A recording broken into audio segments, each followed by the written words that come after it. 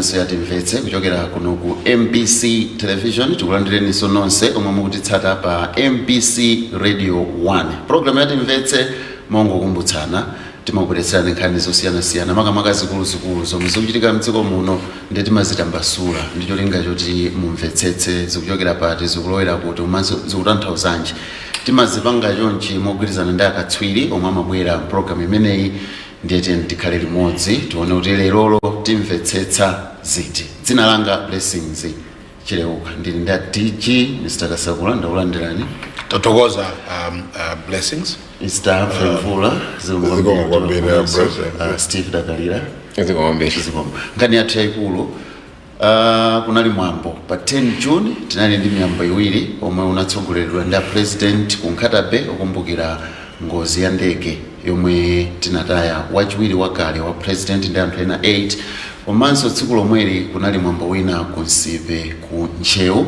omwenso kunali mwambo okumbukira ngozi imeneyo.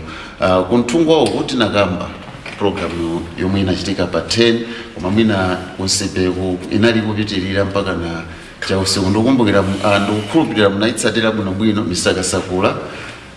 Mongo yambira munatolapo ziti tinatsata nanazona kuti pachiwiri tinali Pompano pa 10 June limene ndi tsiku limene timakumbukira za ngozi imeneyi ndipo timanena pano kuti inali ngozi yowawa ku dziko lonse zomvetsa isoni kuti zidachitika mwachoncho.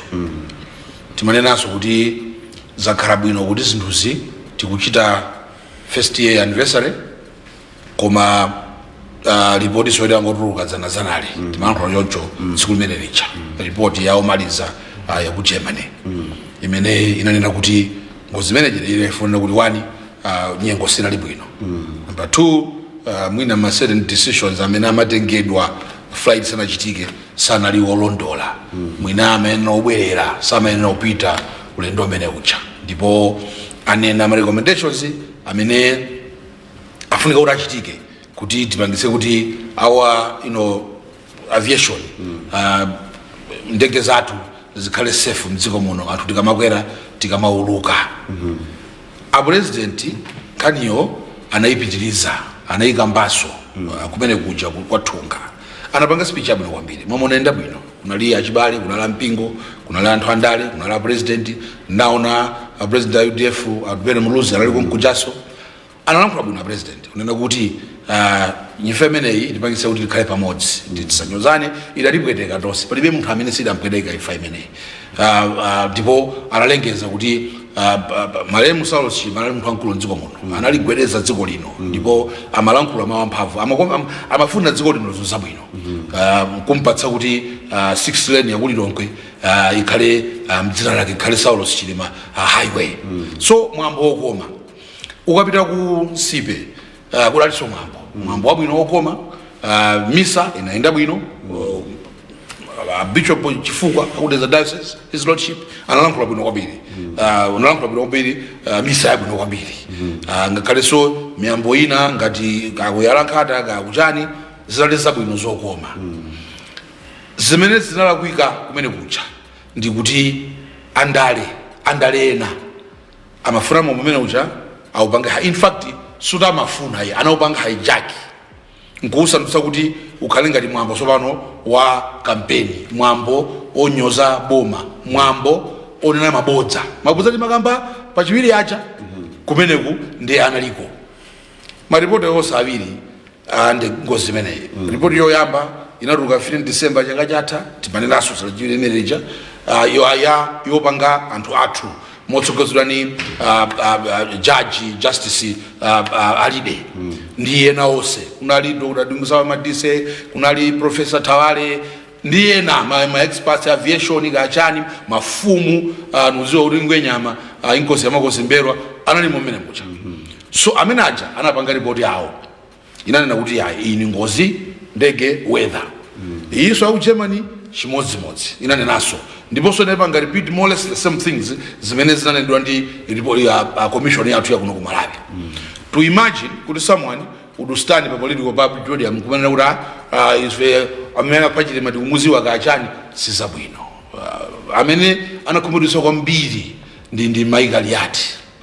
Mai Kaliati iwo aja akakhala munthu wina bwezi atafatsa mwina bwezi zandalezi akadazisiya pang'ono chifukwa chapene ulili moyo wawo panopa si munthu onena kuti mboso ndi mayi olimba mtima funa nkana nayo bwezi ndili kunyumba sindikakhala ndi mphamvu zomakhalanso umakalankhula anthu iwo aja akanafatsa ali nzingani zambirimbiri munena izi mudapita ku commission of inquiry ukanena muli numboni wanji kuti alipo munthu wina amene adapha chilima kuti chilima adapha adafa ngati galu. What do you mean? Why are you talking like that against the dead? Panopa mfuna kuti chani tiyambe solira from counters zimeze tizilira. We know what happens in an accident. We know a plane accident zimeze machitika. If obviously we know what happened during that plane accident. Does she have to remind us kuti minister dachitikira polira lingozi ni ngozi tose ngati timalira zimenezo panopa milima yathu even ku family ku milima yawo ikukhala basi akuyiwala pang'ono ndiye wina ukapita polibodi amuli pa TV nkumaka akumbutsa ufuna ulupange chani nkupanda nzeru ndi asamaoneka kuti amalawi ndi opanda nzeru kuti amango zonse zimene abwebwera iwo basi timazitenga za nzeru ayi amaziwa amalawi kuti ndi opanda nzeru zimene akapapa zizopanda nzeru angobwera zopanda ntchito zosathandiza. At this point we have all gathered to pay our respect, to remember in the most solemn way the 9 that perished. It's not time for you kuti uchite zandale uzikamba zinthu ukumbutsa anthu kuti ngozi zinali bwanji. It's not good. Sizokhoza impono pomwe mwina ndimire pompo avula apo njeposomlo akubatsirana ine ndizoona mwambo naye miyambo iwiri umonali umozi basically because naye chikumbuso at 2 venues. Yes.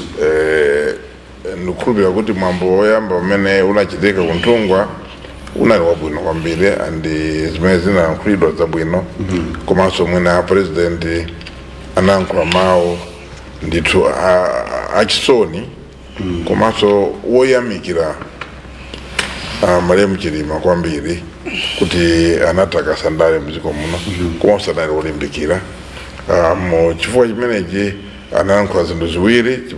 One, kuonjezera pa zimene ananena anapanga name misewu ya 6 lane yakuti ilongo yabwino yokongola kukhala South Sitima highway umene ndi ulemu wapamwamba kwambiri umene kuti mwina kupangidwa and kuperekedwa within 1 year of the death of Chilipa. It means amalawi azikumbukira every day millions that will be passing on that road naziwa kuti msewu ndwa tutizikumbukira za Chilima. Its contribution, short contribution atagwira mu ndi achakwera anakumbukira kuti ayi munthu anapanga chito tabandika kwambiri. So I think chinthu chamba mambo komanso ananena kuti mabanja wose anthu amene anamwalira pangozi asamalidwe. Anapempha chief secretary athu Michael Zamba kuti anthu asamalidwe mabanja asamalidwe pasapezeke munthu akumva kupweteka amene wasiyidwa koma awathandize kupanga uplift kumapita msogolo. For me chimene china chinthu chapamwamba kwambiri.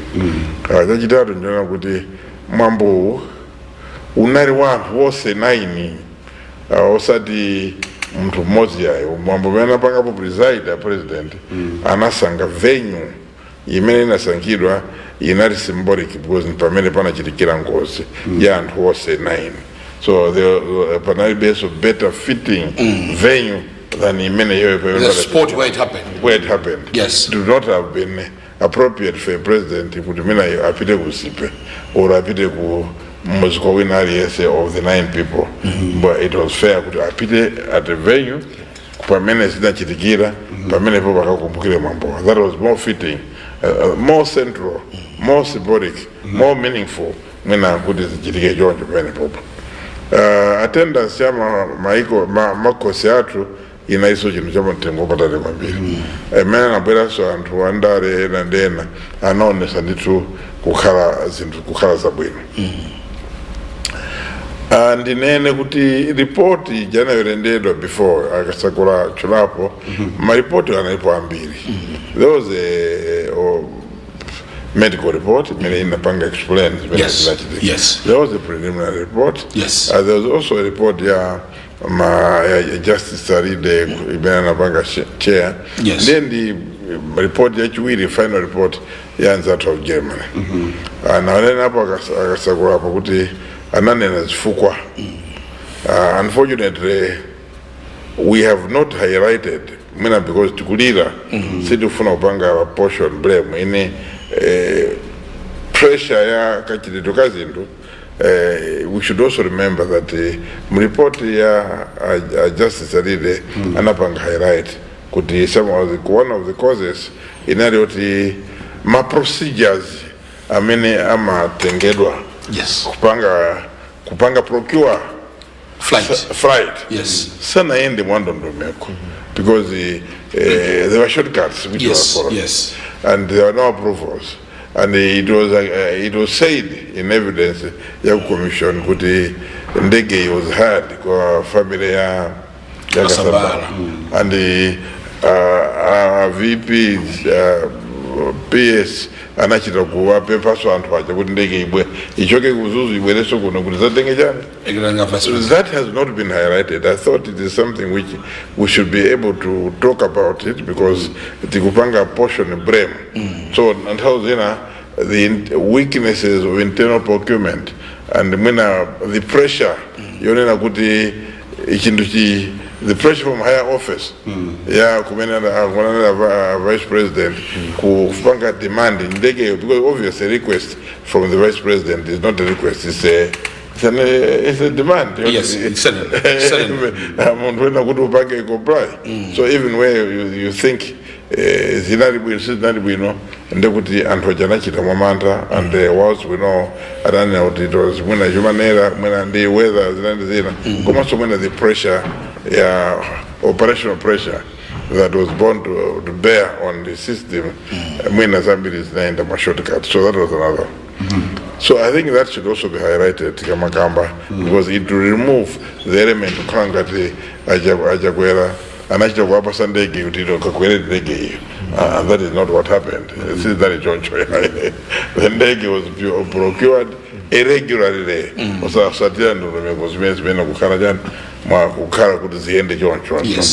and I think it was the pressure of authority versus kusatira ndondomeko zake zimene zinapansia kuti zinthu zikhale zovutira apo.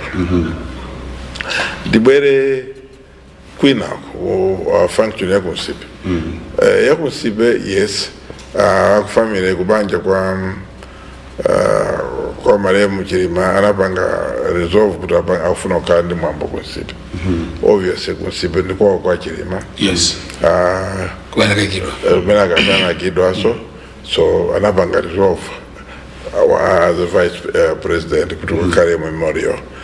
In terms of location for the other 8 and so forth, we don't know what may have led to a choice kuti asanke kupita kwa mara moja, whether because of the seniority of the vice president or not, but that's a different matter. Izo mwena tisita Anayankhura nengani ya sigurina tizaziwa kuti zinakhala bwanji. Achukwananga kama kumbusi ya ayesa wapita respectively kumene kumakale central wena ngapita. So izo ndizina. Koma mwambo ya mamawa waza kucharity unali wabwera kwambiri. I think zambiri zinene robwino it helped kukandika closure pang'ono. Koma supano zimene zinachitika masana zinali zodabwisa kwambiri because it was hijacked ndi anthu andale maka at DPP. Now that DPP, there were more people from DPP. I mean, Anayankhura, Pamambo, Kusena, ndi anthu ena. I mean, Anayankhura. So there was no reason. In terms of program, inanena kuti apasa anthu wose pa 5 minutes. So to know na UTM maka Kaliati ndasalambula kulankhula zinthu zodabwisa kwambiri. Anthu analiko. They were available to give testimony ku commission imene ya Ride. Ana ndimpata nditu anaita kumacha kumanyengerera anthu akapereka information. It went on for a long time. Sana apereke information. They did go to the commission to volunteer information imene Anayankhura kusibeko. Kaliati akuti akumziwa munthu anthu amene anapa chilima sana nene commission usanafuna kupita ku polisi iyo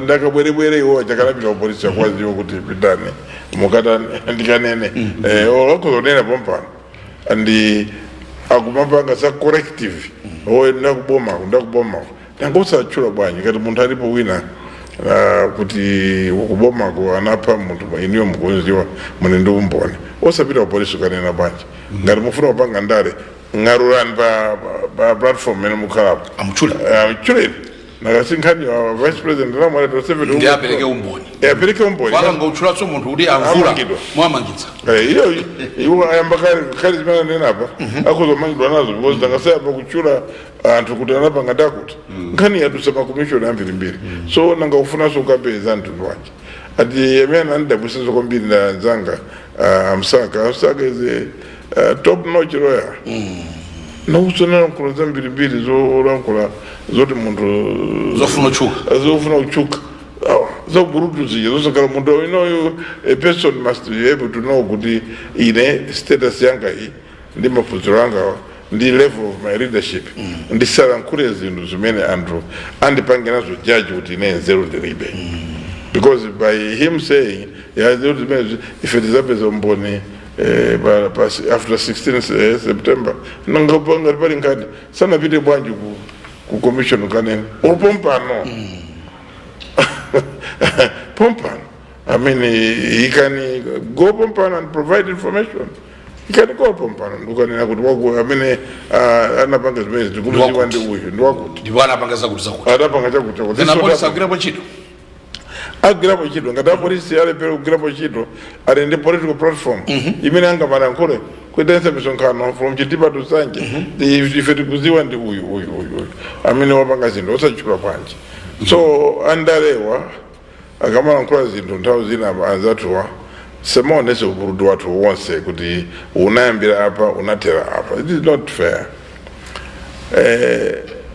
Chinaso ndigwirizana ndi George kulankhula machoncho timaziwa ena maganizo kuti mwina apesapo mavoti sinamvepo kuti anthu amakuvotera pakubvera chisoni. I don't think amakuvotera poti ukulankhula nkhani zuzula atuheta kuti anapha munthu then amene chazi mavoti abwera tsopano kuti yayi uyu akulankhula izi ndi kuti ndisogoleri wabwino. Ndamva kuti pateni paliponse tsopano kuzikhala mwambo wa kanthu simbudza kuti mpaka liti. Yeah, they are trying to incite people kupanga incite anthu kuti mwena azipanga koma azerezeka nazo because kupanga zimenezozo they cannot claim kuti they're not going to use him as death. You cannot use vote. They're just wasting their time. You cannot find my vote. You cannot get my vote. Popanga dramatize my relationship. I'm very sure na banja akulira abe mwana wao akulira abe kuti uyu anali ditu mwana watu. They have lost the person. So namsapeze bujajero kuti sopono tilankhule zoti anthu tipange invoke my memories omwewo choncho yayi mina ndiyamike kuti mbali yachakwerayi sanafune kuti ayankhepo. I mean that's a fair way kuti asiyeni chikwa ndi anthu amene angatani sikuti anthu ajangukhala opusa yayi. I'm very sure na also sikulina apanga invoke na also chimene angapanga invoke kuti ifeso ndi mulomo tiyankhula nafeso tiyankhulapo akafuna kuti tiyambe kuzuzulana zimene zachitika under DPP a lot of people have died. A lot of people have died. Ambiri anthu amene anamwalira ambiri sifese timafuna kuti tiyambe kuchulirana tizichulirana kuti mwina we know kuti usungate pezepo mavoti kwa mwina kulankhula zinthu zopanda nzeru umangozipanga expose and kukumbukira maliro instead of kupita pa ground kukapanga campaign mwina ndibwino kupita ukapanga campaign and kapangeni campaign voters akuvotereni give alternative policies mupeze chimene something better than major big farms. Go and look for something better than mwina msewoma 6 lanes, go and look for zina zimene mwina nzanu wapanga, have ideas zena mukulankhula za economy. Everybody knows that the economy is not good. The starting point is not Chakwera. It started before. We have a history of what has happened. So it's a kali kudamale mwana sakuziwa yai. So come up with an economic policy. Panonitawa ya campaign, lamkura nizmene mugenzo dumzabanga kwenu. If you have plans, mining, tuuze za mining TV, amawe ziwe. If you have ideas that AIP, a better way of delivering AIP, bwele sani. Ngati mwininga ndo mkozina zimene mugazo TV hizi, nzoti tiwe na nazo chisango. Bwele sani. Andi ngakare bwana amene wa UTM, a president, also ngati economic policy ya bwino aituluse ngati wakuziwa kuti zingachitike bwino. Aituluse. So obviously kwa ine, I think function ya Nsipe was a waste of time or a missed opportunity. Kutakanapanga preach peace, kubelesa malawi wose pamoja, because out of a funeral antu mmayanjana makala pamoja. You shake hands and say, look, akulu tienti Tanzania kulira tipite kusogolo tizikumbukira zatu. He was a great person. Kuma it is not time to shed crocodile tears. There was never a time kuti chilima ndi bibi ya magwirizano. Sema magwirizano, he would not have formed UTM. And panali be, and as Anayankhura mukanga we are now in Mozambique, or mwana tajoka kwina kwaje siti kuziwa. I'll stop there. Steve. Ndiyambira pene amalizira nkhani ya kufunika kulimbikitsa tinoti bata kapena kuti umodzi. Tikayang'ana mene zinalili ku mwambo unachitika ku Nzimba uja. A president Anayankhura kusonyeza kuti ndithu akudziwa kufunika kwa zimene zimachitika pa tsiku limene lija. So adanena kuti mwambo kaya ndi umene tikuchita pano kaya mene kuchitanso kumadera kwina, kudziwa kuti yayi ndi tsiku la mtengo wapatali, tsiku lowawitsa, komanso tsiku la chikumbutso. Chomwecho tiyeni tilemekeze mizimu ya amene anamwalira pa ngoziyi, mopereka ulemu woyenerera. And zimenezo zomwe zinachitika pa ground tsiku limene lija tinaona kumene kuja kunthungwa. Komanso ngakhale mwambo wa pemphero unali kummawa ku Nsipe, zinali kumene tinaona ndithu malemu, mkazi wawo wa malemu, komanso wana anali kumene kuja ndiyena. Mwambo wabwino wa pemphero zidayenda bwino. Now like I was saying kuti a president anapereka chitsanzo. That was a cue kuti yayi tili pano nkhani ndi amene tikwakumbukira tsiku la lero. Tiyeni tilemekezane, tilemekeze mizimu yawo kuti ipitire kusamtendere. Komanso abanja nawonso kuti mwina athe kuthunzitsidwa mitima. Nawo chimene ndachulira zimenezo ndi chani, nakumbukira kuti ngakhalenso pamwambo umene zachitika chaka chatha zitatigwera zovutazi. President Chakwera adadzayankhulanso ku stadium kuja ndikumbukira. Adanena ndithu kuti yayi munthu akamalira sumamuletsa kapena sumamutseka pakamwa. Koma iweyo ngati kholo ngati mlera khungwa, umayenera kuwatsogolera ndi kuwasonyeza kuti yayi akuluakulu tikulira koma tiyeni tilire moyenerera, tilire molemekeza mizimu ya amene adatisiya. Komanso tionetse kuti yayi tikuwathunzitsa anzathu amene aonekedwa zovutazi. Now that message adaichita reinforce kumene kuja kusonyeza kuti apa pagona utsogoleri, apa pagona munthu wapagona mzeru. Sindidziwa kaya kapena mina ndikola nangasipa ndi is a man of the cloth as well. Mina imene je makhala kuti iwa bweresa beka advantage chifukwa anthu feti makhala ndi malevo anzeru. Pali zina mara Anayankhura apa ndio madzaona pena kuti komano I think apa panzeru zapita step ina. Yeah. Now zimene adachita demonstrate a president kumene kuja. And kumawa kuja mwambo daenda bwino. Tsopano choka itembenuzira ukaichola akakhanza tama mini basara aichole madzulo ukaichola kumene kuchapeza kuti andali tsopano ayamba kubweretsa zina ndi zina sindikudziwa kuti chikulinga chidali chotani. Akasakula anati anachita hijack. Sanalakwitse zidachitika zinthu zimenezo kumene sizimayenera kutero pa tsiku ngati limene lija. Anthu they have clocked it's now a year. Mmene anenera bwana DJ kunena kuti akubanja they were finding closure.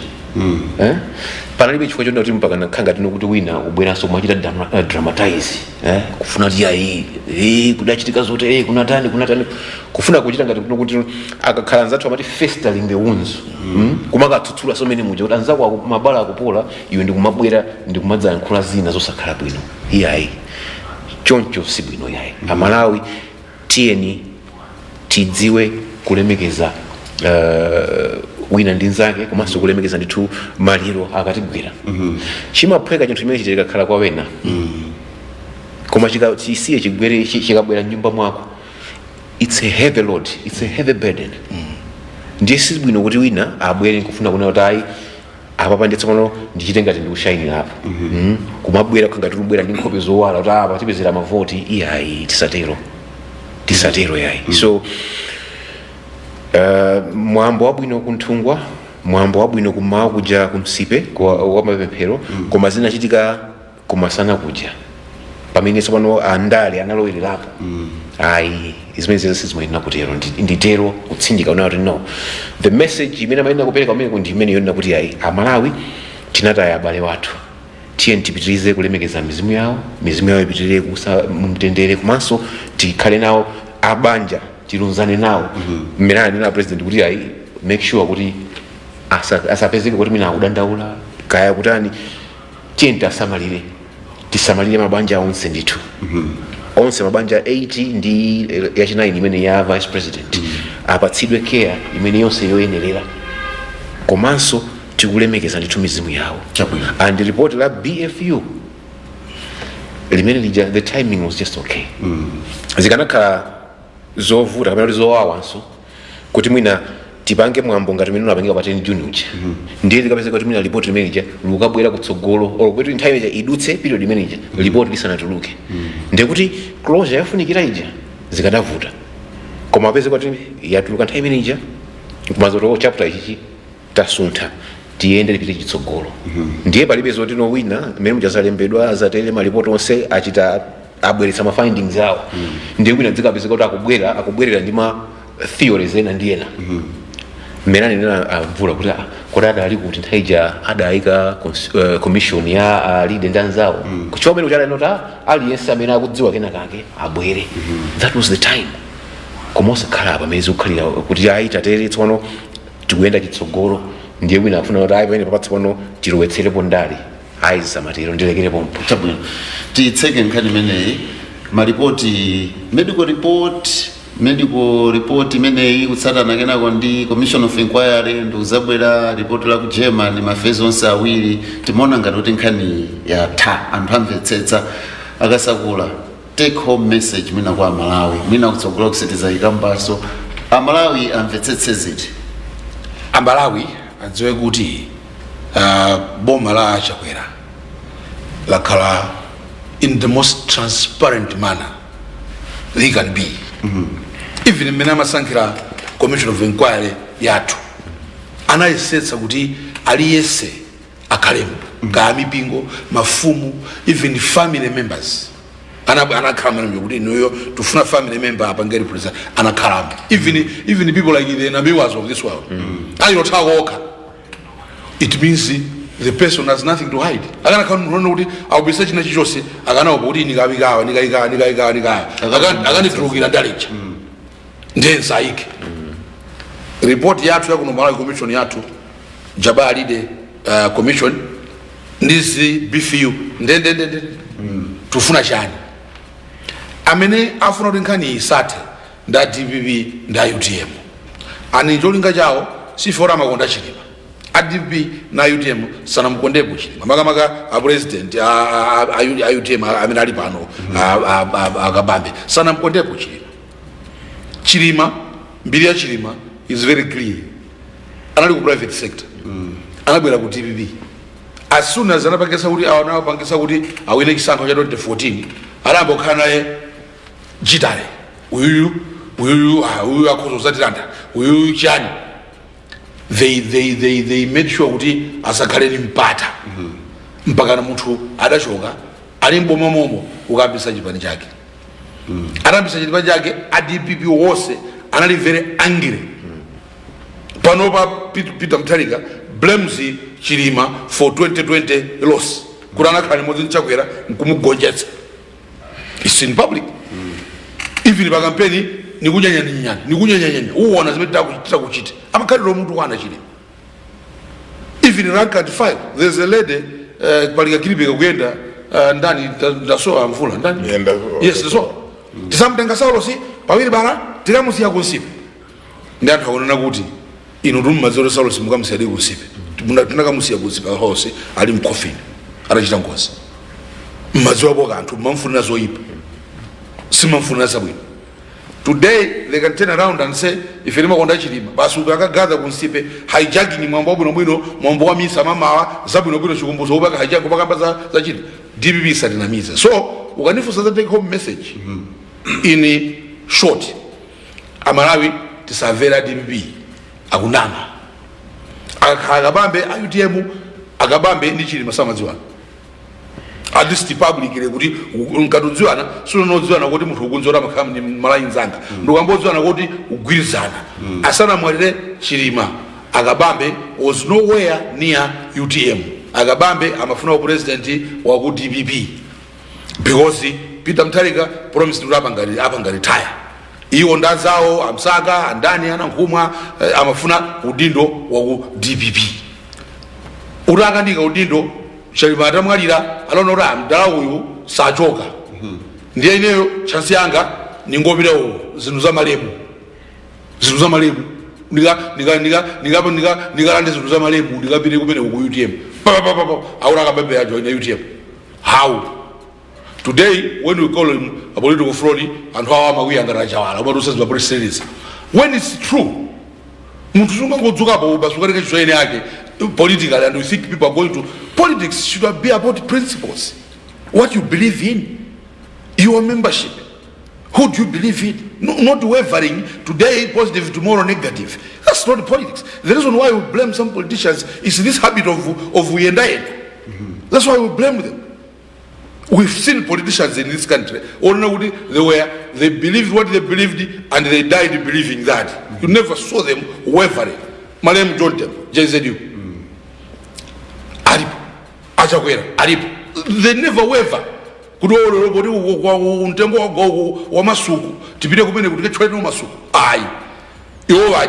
There's no another way to describe what he did. It's political fraud. And I'm around.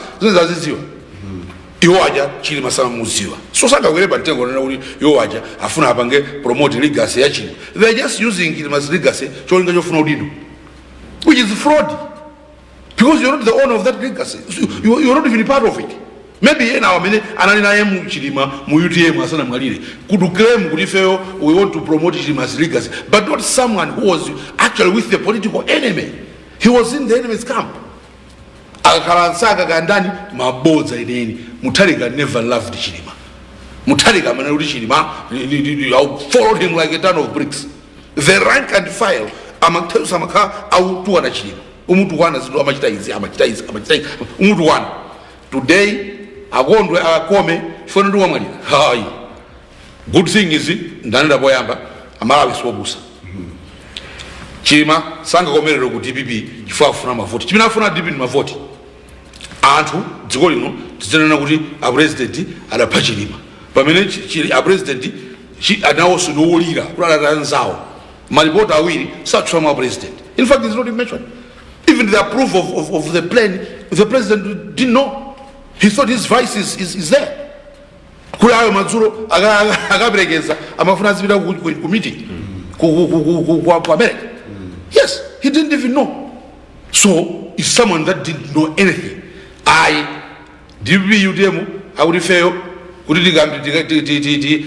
menyane nkhani za pound to pound zimene vitachakwera mboma lake mavuto chanchani zimenezo ifeyo mavoleso aona kumbanana kuti chakwera ngwa kupha wapambale wake limene liboza la nkunkhuniza anthu achoncho amalawi sofuna kuwapasa vote.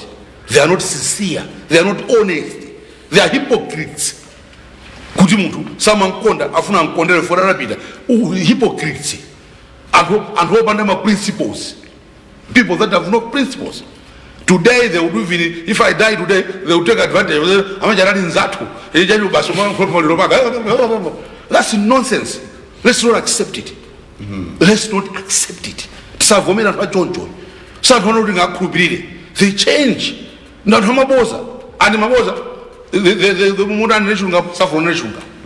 So Safomena, I'm going to see the bomb. Amvula mina ka 1 minute tisana lwe kunkhani na ifunika so kwambiri. Amvula magana ma 1 minute. Yeah, yes. Tuna kuti mawa akulu ndo mwetanena kale kuti sonkhano wachiwiri umene adaupanga ku Nsipe kumene kuna andale ngochitisa manyazi anapita kumene kuja aziwe kuti anachitisa dziko lino manyazi. Apereke uremu kwa the foreign hero Chilima ndi anzache wote. Iwo wanapita kumene kuja kango funa kupeza mavoti to showing kuti iwo they cared so much about Chilima. Amadola kapa TV. TV already free publicity. Kuma chilunga mjanena kuti Amsaka never loved Chilima. Akabambe was never UTM anali ku DPP. So ziteka bwanje lero apange glorify Chilima who was a sworn enemy. What is now zango kalaso kuti mwina boma laja kwerari ndira ulemu akana kala iwo akalango yama magero basi ya George Mawale kuimba ma speech wote akana yama version yama magero basi just targeting kuti kuti kabena sabira kawili akana say adiza ke malemu akalango pesa kuti jena akalango kala kuti every day as they must relive that moment the many Anayankhura zachili madayo mene what they did to him amakira kukampirikisa ngati garo kumparombe okapanga songa. Yes. Anayankhura zinthu zachibonge zambiri so lero afuna aoneke ngati anthu achandozindikira si choncho yayi awaso Kaliati chemwali zinthu zina nthawi zina kupanga choncho si bwino. In a bid trying to carry exciting or ungarule zina zacho Anayankhura zinthu senera. I know you are very bitter because my expectations are sana kwanisidwe. Kumaso mwena muzembekeza kuti in life people will reward you for what you are doing and for what you have done. They will not reward you because you are Mrs. Kaliati. No, that is not what life is. So easy to tizikala nazo and tizikala ndi belief kuti moyo uliko wa mawa. Ngati panopo sikundiendera I will pray hard kuti I must make amends kuti zindiendere kusokolo. But you don't do that by kuipisa mbiri za anthu with unfounded lies.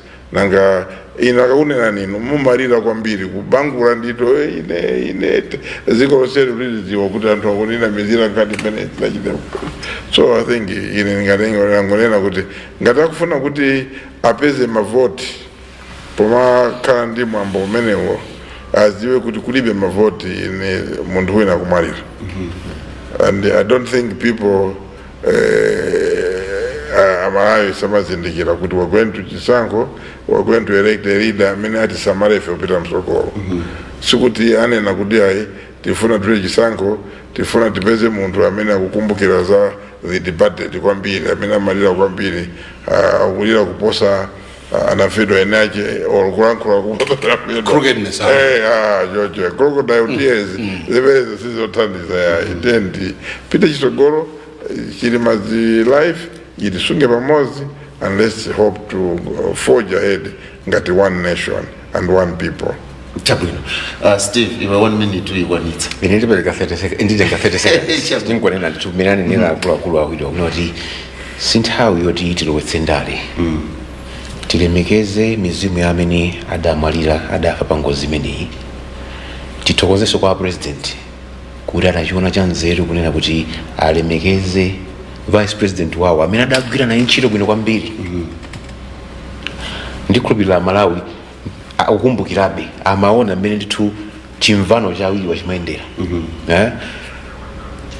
akati ayi kaya pali ntchito yanji ali limodzi.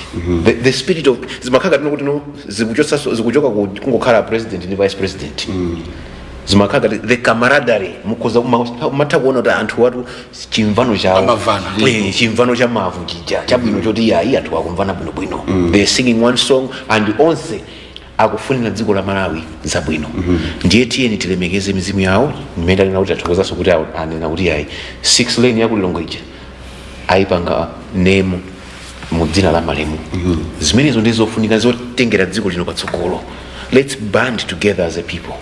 Tibwere pamodzi tilemekeze mizimu yawo yamene adatisiya osati tibwere ndi uvundula madzi kubwera ufuna upasula palibe mavoti apa yayi apa tisatero itiyeni 7 July ameka atsekulira make official campaign maboko chini tidzikamenyana umeneko pa podium menanena mvula muja ali sidi manifesto yake ile ndabweretsa izi ndakonza izi ayi apa mwina paoperewera mpakuti issues and not kufuna kugwetsera na matope kapena kuti verify each other ndilekere pamenepo chabwino ndithu watolowesa nkhani yachiwiri ya MEC posachedwa pa bungwe limene la MEC linalengeza kuti ayi lakana pempho la zipani zotsutsa kuti apange kafukufuku kapena audit mu system ya MEC. Tili ndi nthawi yochepa mwandikhulupirira kuti ikwana. Mr. Kasakula munayilandira motani? Ineyo tu imadziwa kuti MEC sangavomere kuti anthu odina kuti amabera chisankho ndiye avomere kuti akayang'aneso chisankho anakauti sanaberepo chisankho akanavomera mwina I don't know koma one thing that Justice Anbel Ntanimanje seemed to say is kuti malamulo savomera zimenezo. Okay. Malamulo alipo munthu wofuna kaona kuti kodi chisankho chalembetsedwa bwanji zilipo zichitiro zake timapita kupena kuti amabwera kuti pano pambwere mudzaone in fact atsekula satsekula pano bwera nakasala mudzaone ngati dzina lanu lilipo pay voters roll afuna akayione kuti akayipanga kuti zachokera kuti zopanda malamulo sangavomera MEC chimene ndaona nchonena kuti akunena kuti tiyendetsere zinthu pa malamulo. Malamulo sanena kuti at some point kubwere audit. The context of the audit zosaveka. To me, it's very simple. DPP imabera mavoti dziko muno.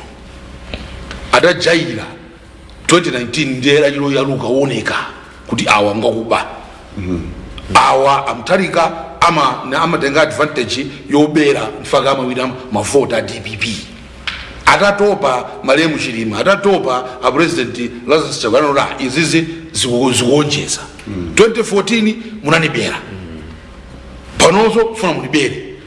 Tisambe senkhondo, tisambe zuwawa, tisatani, ziona na balamulo tingopita ku court.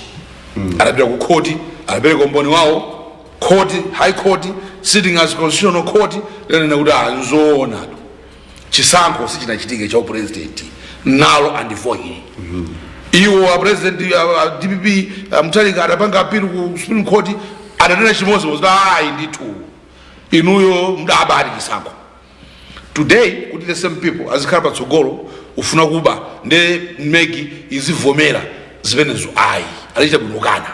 And let me advise on DPP, don't intimidate this country. Tose ni Malawi zopyeza na ayi tenti sarere malamulo tenti bange chisankho zoti mapanga bule make chairperson because they are bullying her all the time.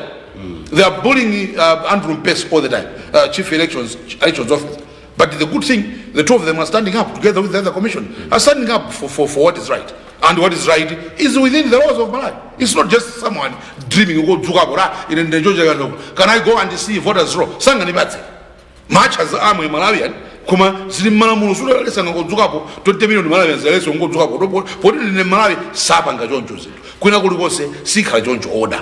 So you ask me kuti kodi bwanji adachita bwino ameki, and I want to commend them. They should continue standing up to these bullets afuna kuti abere chisankho. These DPP bullets supported by the other smaller parties like UDM afuna abere chisankho. But because the system inasintha akamanena kuti manyo is because afuna to take advantage of the manual system kuti abere azaonjezere mavota apita mtalika kuti azawine chisankho. MEC knows this, that's why they are saying system isimuidziwa. kwina kuma system amadziwa. Somebody here, I think it was Mpekasam, Kevin Mpekasam, said panopa kuti tipite kumeki tafunso la meki tipaseni ma results achisankho cha 2014 mutipase ma results wose in detail umene anavotera anthu sakatulutsa meki because adapanga delete. There's IT people, the chan adapanga delete because supanga tally pakati pa people that registered and the people that voted. It's not tally. Around just voting appeal 2019 they did the same thing. Tipex chan. So amafuna that same system. 2014, 2019 they should look at it. That's why you can see people like Jenny Machak. They know the system. They were there. She was a commission. She knows the system. That's why because she knows overnight is easy. President Wanga sizinga take. That's why all the time they are saying tuone otibangeza kuti ngati simpanga izi tibanga demonstration they're putting up a few people when in miwa to be speaking zobana ntchito. It's a frustration and desperation because they know kuti Justice Talimanja Andrew Mpesi plus the other commissioner secretary they are doing the right thing. They want to safeguard the system kuti wasalowemo as a person of body abodza Peter Mutharika kuti chisankho amalawi adzasankhe bwino bwino amene adzamfune adzamusankhe mwina ndiyimirepo zikomo amvula zipani zotsutsa kuzikana kuti zisaone kapena zisapange audit system ya MEC anachita bwino ameki chifukwa chisankho samayendesera common sense ya amasatira malamulo amene akhala akusatiridwa kuzera malamulo amene anakhala passed ku parliament kuti buziyendesa chisankho choncho. Subsequent changes zimene zinabwerako following the scandal ya 2019 zimenezozo ndizinakale zidatifikisa apa ndepa noti ndi ndondomeko ya nyuwani imene mwina a DPP ndi anzawo sakuiziwa iwo amafuna mwina ndondomeko zimene akanatha kupanga manipulate popanga promote zina lawo kuti ife DPP ndi system kuti timapanga zinthu. That's how they were lying to each other. Different system. Timapanga system. So chisankho chimayenda kugwiritsa ntchito malamulo. You don't come ndi malamulo mthumba kuti supano muzipanga choncho kuti vota ukafuna kuona anthu amene walembesa anasegura tu voter verification masenta ose iwosa DPP ndi zipani zimene zimavuta anayi ndi mwayi kupita ma constituency monse ukapanga verify. Yes. Anthu amene alembesa. Yes. They were arranging kuti anthu ena amene sanalembese wanapanga delete palibe mayina amene atuluka ndikudziwa chisankho chikachitapo ena azapanga arrange kuti ayi anthu athu mamonita asowa ena monde anasowa kuyambira 2020 pakale ndimanda omwe siri kuzota nayi kapate anthu anapanga bwanji. So sifune kubweresa mpungwe mu zinthu za masankho pofuna kupanga intimidate anthu amene akuyendesa masankho kuopseza zinthu zambiri zimene zimachitika kaya ndi anthu ogwira ntchito ya polisi amalembera ma VN pa 16 basi just to frighten people kumaopseza anthu kuti aziopa kuti chocho amene kuli ibe katima kamene kukosavomereza kuti mulikunja kwa boma mulibe mphamvu zimene mupanga claim mwina si bwino. Must understand now it is somebody's time ayendese boma ili paka pamene pangakhale masankho enaso akawina amene paja apitiriza kuyendesa boma ili bwino.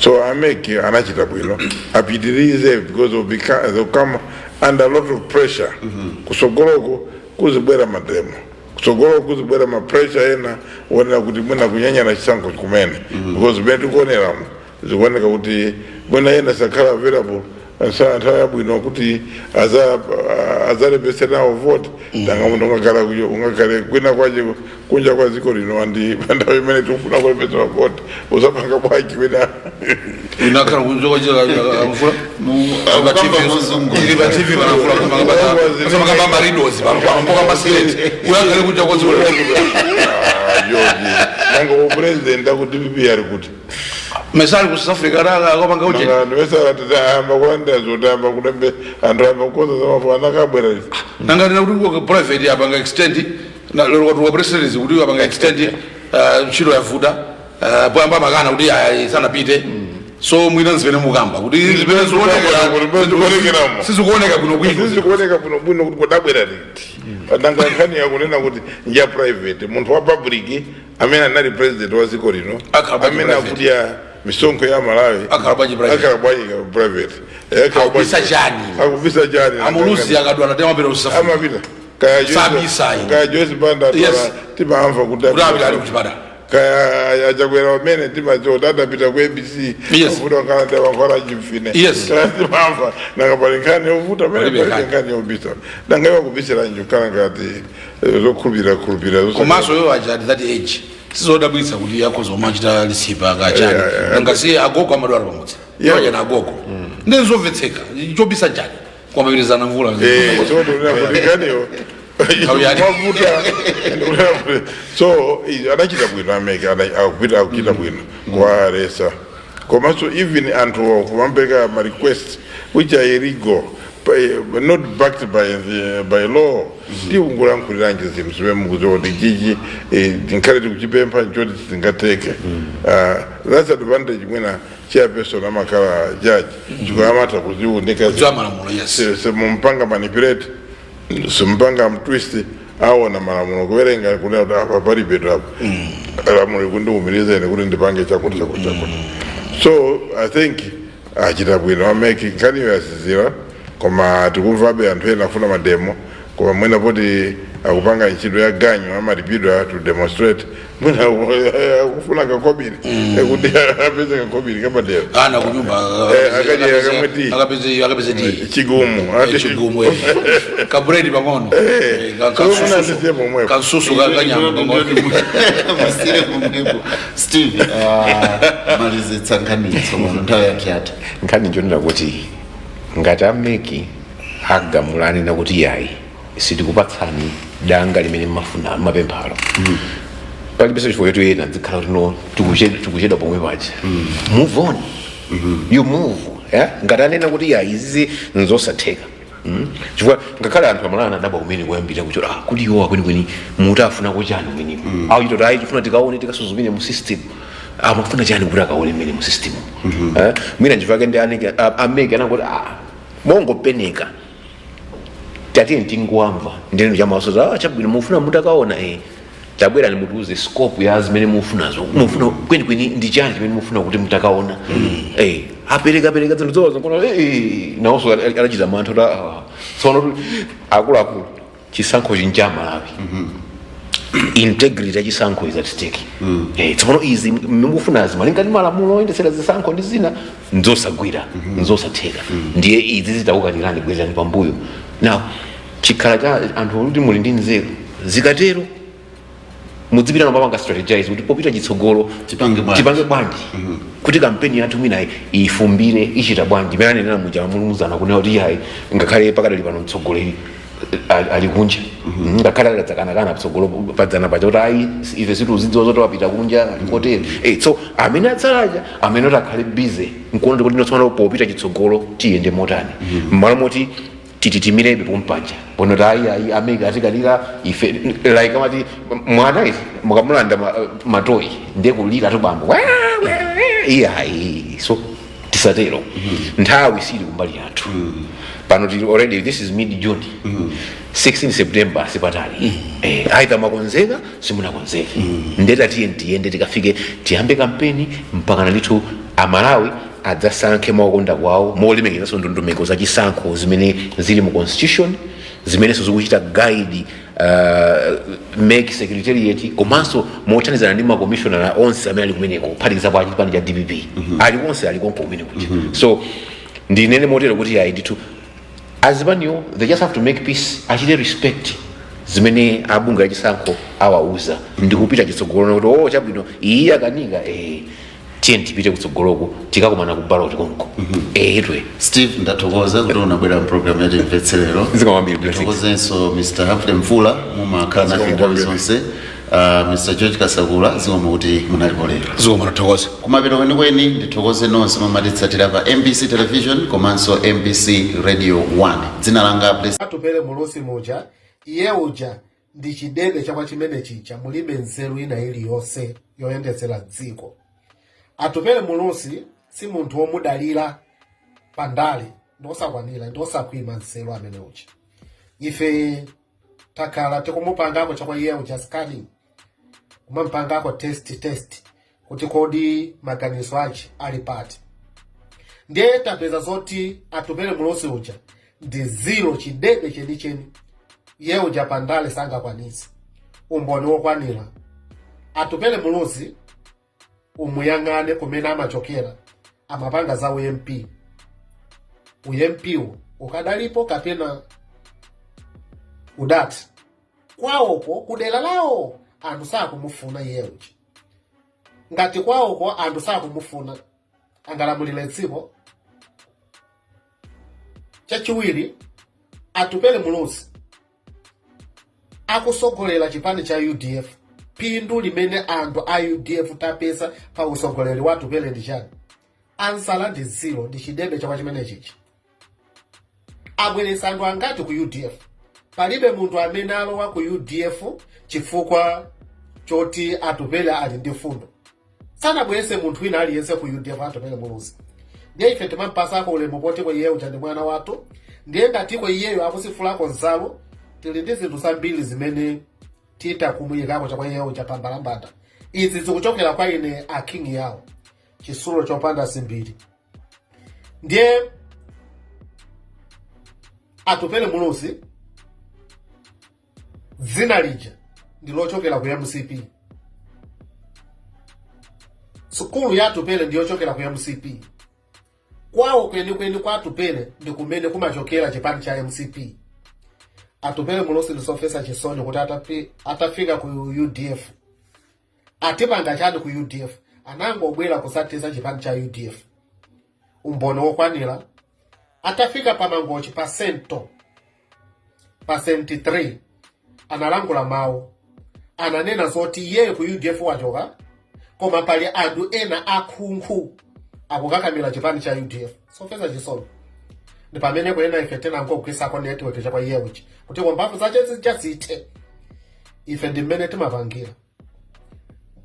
Mukudziwa zoti posa chedwa pompa nayitanidwa ku South Africa.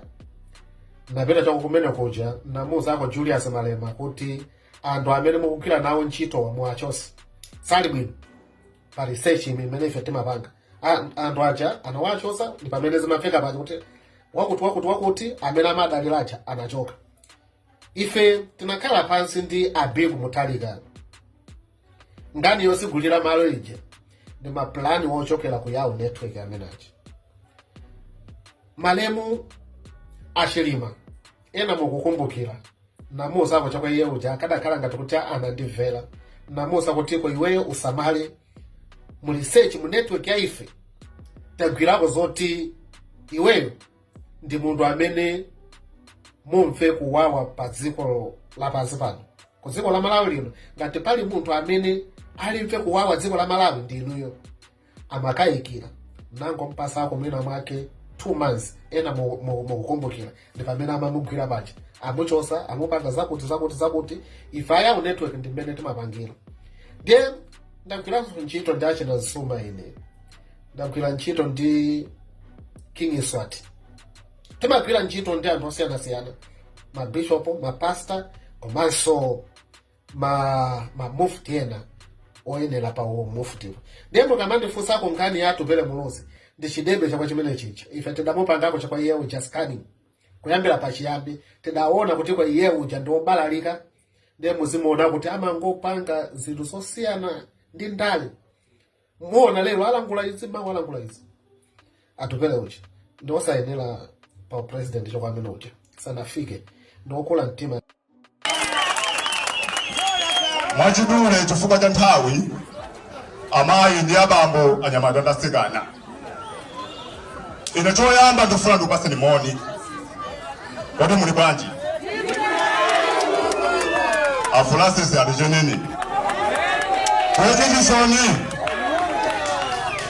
last 2 weeks ago my dad called me bambo wanga ananimbira phone amandifusa mawu amati kodi iwe Francis anthu akwachemusa magasa unawapanga chani ine ndati no mwaizi wabwanyi nkhani ndati no ndimakandi kufufuza ndinawuza kunena kuti ine ninaphunzira khalidwe kuchoka kwa ine chifukwa munthu usamakhala wozikonda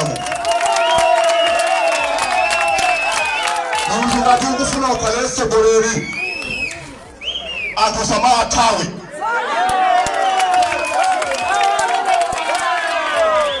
anthu uzikhala nawo pafupi chifukwa ife kuti tifike pamene paja ndinu anthu mene makhala pano ineyo ndine ndani kuti ndisazichepese ndine auza kuti ine ndimapita kumanda kukakumba manda ndimayenda mmaliro ndimayenda mmachechi komanso ine ndine silamu kuzikitiso ndimapita komanso ngakhale zili choncho kajaso ndimapanga pang'ono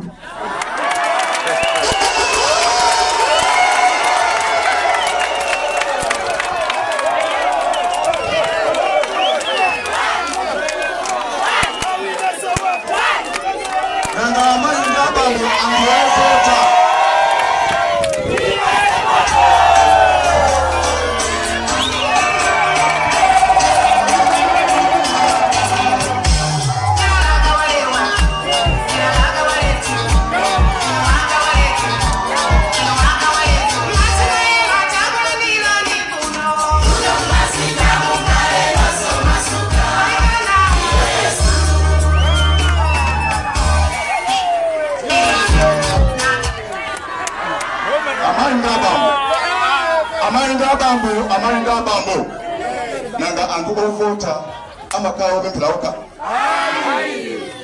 ina amamwa pang'ono je ufuna munthu akuvotera ukapezera kuti nde inenso ndimalawa pang'ono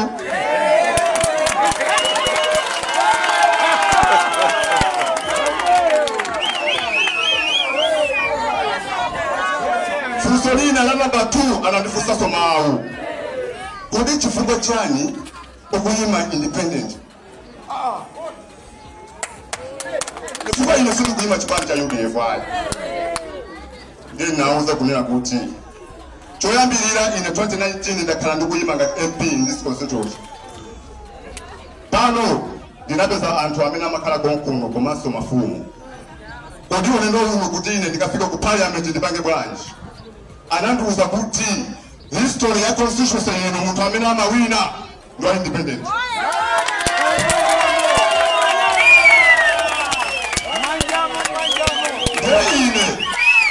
ineyo ndikunena tu ineyo ndinapanga masamu chifukwa ndale ngati simumaziziwa ndi masamu umeneyo uwenge chifukwa ukapanda kuliwerenga ku parliament ukalowa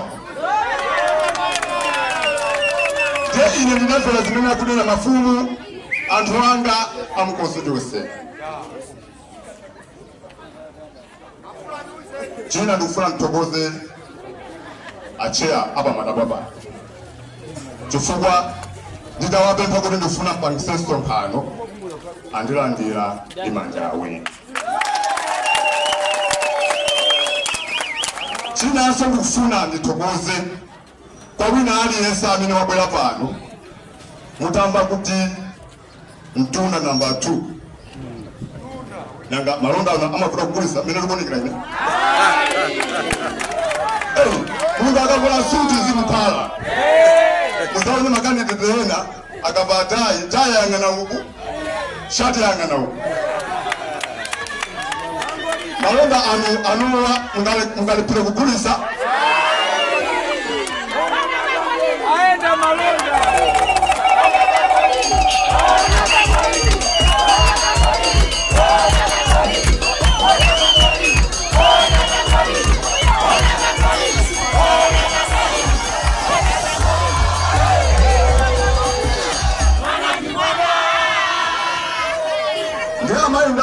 Umene ndikupangisa pano sisonkhano ayi nimangofuna kuti ndizakupaseni moni ini ndi testing chifukwa maona lole pano ini nditenga lole ena amatenga malole koma inu mabwera ndi miyendo yanu iwiri muzamve mfundo za Francis Muluzi nkhani matsaranetsarane ndipo muni ndine yankhosewo ndakoma poyamba na imitu yake bungwe la anti-corruption bureau lati ngasaye ulamuliro wa malo a Charles Mchacha.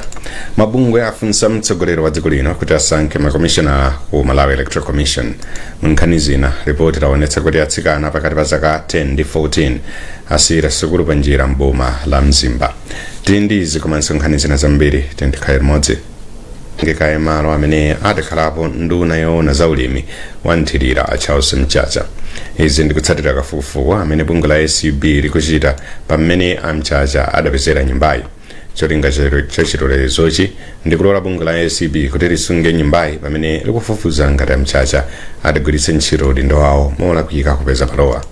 Amene amayankhulira bungwe la ACB Greta Ndala anati izi zikutsatira pempho limene iyo adapereka ku balole.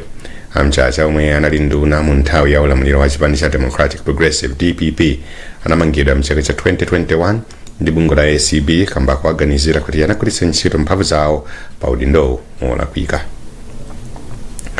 Oweruza milandu kubwalo la appeal a Frank Kapanda wagamula kuti bungwe la anti-corruption bureau ACB linagwiritsa ntchito molakwika mphamvu zake potenga umboni kuchoka ku National Crimes Agency NCA ya mdziko la UK.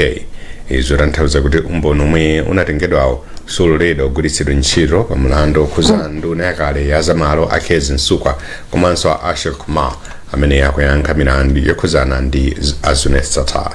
Kathy Maulidi afotokoza. Akapanda agwirizana ndo ayimira Msukwa ndipo ati ACB ingayenera kupeza umboniwo podzera mu ofesi ya mlangizi wa boma pa zamalamulo Attorney General.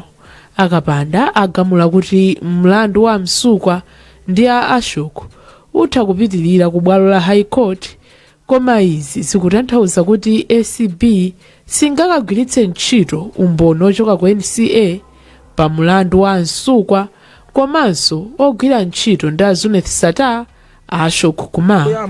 Umu ndi momwe owayimira a Msukwa achimwemwe Kaluwa analankhulira chigamulochi chitaperekedwa. A director ACB sanapange bwino pogwirizana ndi NCA pofufuza nkhaniyi kupeza umboni kuchoka ku NCA analibe mphamvu zoti apange zimenezo paokha. Koma oweruza mlanduwa agamula mokomera ACB pakumangidwa kwa Msukwa ponena kuti ACB inali ndi zikalata zoyenera warrant pomanga Msukwa, komabe oweruza adzudzula ACB pogwiritsa ntchito unyolo powamanga Msukwa omwe pa nthawiyo analasa kupeza bwino. Oyimira ACB pa mlandu a Bernard Mlozo Waphiri ati ACB ifotokozabe kuti itani pa za mlandu. So tipita ku ofesi tikaona umboni wathu winawo umene ulipowo ndi umaumboni nawo ndiye tikapanga balance ndikuona kuti kodi chisogolo chikhale chotani. Msukwa ndi a Ashok anamangidwa mchaka cha 2021 pa milandu yokhudzana ndi Atha, ndipo kutsatira izi mtsogoleri wa dziko lino Lazarus Chakwera anawachotsa unduna. Mabungwe afunsa mtsogoleri wa dziko lino kuti asankhe makomishona ku Malawi Electoral Commission. Izi kutsatira kuti makomishona okwana anayi malo mwawo mulibe anthu. Makomishona monga a Caroline Mfune, a Richard Chaputika komanso a Emmanuel Fabiano nthawi yawo yokhala pa udindo idatha. Ndipo a Francis Kasaira adatula pansi udindo wawo pamene awakapikisana pa chisankho ngati phungu wa ku nyumba ya malamulo. Wapampando wa bungwe la Civil Society Elections Integrity Forum a Benedicto Kondowe adapakufunika makomishonala owanira pamene dziko lino likuyandikira ku chisankho. Kondowe adayankhula ndi Isaac Salima. Kutengera kuti a president akuchedwa kusankha ma commissioners amene ena mwa iwo temu yawo inafika kumapeto, mmodzi anasiya ntchito. Koma izizi zikupangisa kuti meki ikanike kupanga zisankho zimene zofunikira kwambiri kuti chisankho chimene chibwera msogolo chikakhale chapata ndi mtendere komanso chokomera wina aliyense. Chifukwa malamulo athu akunena kuti nthawi zonse meki iyenera kukhala ndi ma commissioners osachepera 6. Komanso tikapita ku electoral commissions act ikufotokozera kuti nthawi imene ma commissioners akukumana kuti zokambirana zawo zikhale zogwirizana ndi malamulo, anthu amene ali kuzokambirana asachepere 51%. Pakadali pano manambala ndiwochepa, zikutanthauza kuti singapange chisankho china chilichonse chimene chingasokoneze kakonzekeredwe ka zisankho zimene zikubwera kusogolo. Chifukwa chake mchikata chathu tikupempha president kuti apange zotheka kuonesesa kuti ma commissioners ena asankhidwa kuti meki ikhale ndi mphamvu zomapitirira kukonzekera pa zisankho zimene zikubwera kusogolo. Ngakhale Malawi imadalira kwambiri ulimi, kafukufuku akuonetsa kuti alimi atatu okha mwa 10 ndi amene amapeza zambiri zothandiza pakusintha kwa nyengo. Malingana ndi akatswiri, izi zikupitirira kulepheretsa kulimbana ndi mavuto amene amabwera chifukwa cha kusintha kwa nyengo. Nkhani yakambirwa potsegulira ntchito ya agricultural resilience through climate services kulilongwe. Wezigausi ali ndi ripoti. Poyankhula pamwambowu, mtsogoleri wa Farmers Union mdziko muno Amanisi Nkhata ananena kuti alimi ambiri ang'onoang'ono sakudziwa bwino za kusintha kwa nyengo, komabe ambiri akhudzika ndi nkhaniyi. Launch ya lelolo ndi launch yabwino imene itithandiza ifeyo ngati alimi kukhala ndi information kapena kuti kupeza information imene imagwirizana ndi kusintha kwa nyengo. Monga mukudziwa inu kuti palimi 10 alionse mwina alimi 3 ndi amene amakhala ndi information yokwanira yokhudzana ndi kusintha kwa nyengo. So launch ya project iyi ikutithandiza ifeyo alimi kuti tizikhala ndi information yokuti tipange chisankho choyenera tikamapita kumunda katufuna tipange decision iliyonse imene tingapange kugwirizana ndi malimidwe athu. Poyankhulapo pa nkhaniyi, nduna yoona zachilengedwe komanso kusintha kwa nyengo mdziko muno Owen Chomanika ananena kuti yakwana nthawi tsopano kuti alimi mdziko muno adziwe zenizeni za kusintha kwa nyengo komanso ulimi. Uthenga wa za nyengo uwafike alimi. Chifukwa vuto lalikulu limene nalo kuti alimi athu kodi akusafala pati, akuvutika bwanji kuti asakolole kwambiri. Chimodzi chikuvutisa ndi kusintha kwa nyengo. Andi kusintha kwa nyengo kusikuti ndi vuto loti bwanji. Koma kusintha kwa nyengo kubwere ngati mwadziwa kuti nyengo yenda bwanji mawa. Ndiye programu hii ikubweretsa uthenga umene iwonetsetsa kuti kodi uthenga wa kusintha kwa nyengo tidzenda nawo bwanji. Mvula wiki ino sigwa, alimi adziwe ndiyo sakadzala saononga mbewu. Kazembe wa dziko la Norway mdziko muno Ingrid Mikkelsen anatsindika kuti dziko lawo likhale likupitiriza kuthandiza dziko la Malawi pa ntchito zosiyanasiyana zokhudza ulimi komanso kusintha kwa nyengo. Ndipo pa mkumanowu akuluakulu aboma ndi mabungwe amene amathandiza dziko lino agwirizana zonena kuti alimi asamasiyidwe m'mbuyo pa ntchito za kusintha kwa nyengo komanso ulimi. Ripoti lomwe bungwe la Evangelical Association of Malawi latilunsa laonetsa kuti atsikana pakati pa zaka 10 ndi 14 asiyira sikulu panjira kumpoto kwa boma la Mzimba miyezi 5 yokha. Bungwe la Evangelical Association of Malawi lati chiwerengerochi chitha kukhala chokwera kamba kuti anthu ena samakaneneza ku polisi. Samkalimira ali ndi nkhani yonse. Mmodzi mwa akuluakulu a Evangelical Association of Malawi kuchiko cha kumpoto a Emerson Lungu atati mwachitsanzo kudera la Kamwe atsikana achepere okwana 7 anasiya sukulu panjira nkukwatiwa mchaka chino cha maphunziro. Zotsatira za kafukufukuyo zinadabwitsa polisi, akuluakulu za maphunziro akadaula za umoyo komanso atsogoleri a mipingo pomwe amazitulutsa lachitatu mu mzinda wa Mzozo. Mchaka chatha chokha atsikana azaka zapakati pa 10 kufika 14 okwana 72 anatenga mimba. Chaka chinocho miyezi 5 yokhayo yoyambirira January kufika May atsikana okwana 41 atenga kale mimba zaka zake 10 to 14. Alungu anakuti kudzera mu project yomwe akukwaniritsa yokhudza umoyo makamaka pa achinyamata. Makomiti oona za chisamaliro cha ana ku midzi akumaulula nkhanza zomwe ana akumana nazo ku madera osiyanasiyana.